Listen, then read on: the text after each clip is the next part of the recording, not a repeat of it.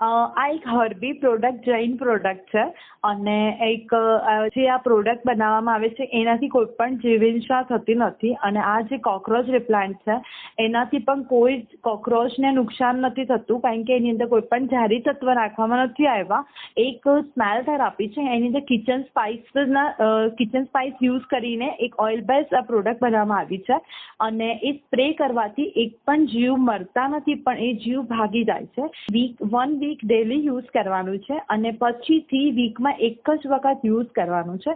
આવી રીતે યુઝ કરશો તો તમને કોક્રોચનો ઉપદ્રવ બી ઓછો થઈ જશે અને કોક્રોચ જે ઘરમાં હશે એ પણ ભાગી જશે.